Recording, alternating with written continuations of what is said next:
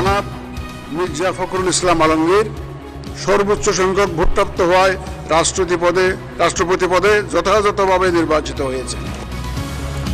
৩৫ বছর পর সরাসরি ভোটে রাষ্ট্রপতি মির্জা ফখরুল ইসলাম আলমগীর, সরকার বিরোধী দলের অভিনন্দন।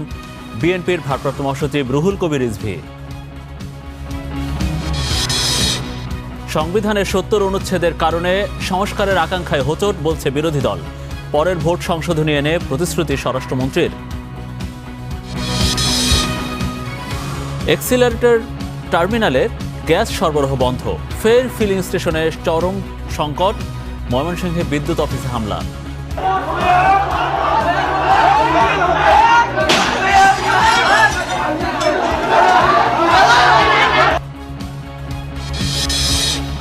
চাপাতির মুখে ব্যবসায়ীকে জিম্মি, মোটরসাইকেল, নগদ টাকা, মুঠোফোন ছিনতাই, জড়িতদের খুঁজছে পুলিশ। ডায়রিয়া, কলেরার টিকাদান শুরু হচ্ছে শনিবার। ডেঙ্গু ও হাম নিয়ন্ত্রণে মাঠ পর্যায়ে বিশেষ তৎপরতা শুরু স্বাস্থ্য মন্ত্রণালয়ের।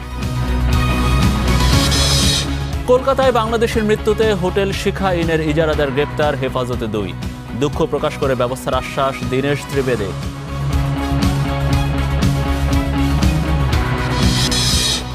এবছর মাঠে গড়াচ্ছে না দেশের একমাত্র ফ্রাঞ্চাইজি লিগ বিপিএল, নিশ্চিত করলেন বিসিবির সভাপতি।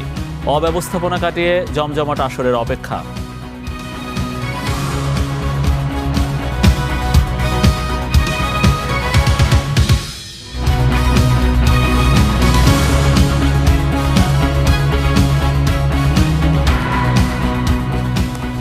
দর্শক, আপনাদের সবাইকে শুভেচ্ছা এবং আমন্ত্রণ স্টার নিউজ প্রাইমে। আপনাদের সঙ্গে আছি আমি মনিরুল ইসলাম। আমাদের শিরোনামগুলো দেখছিলেন এতক্ষণ।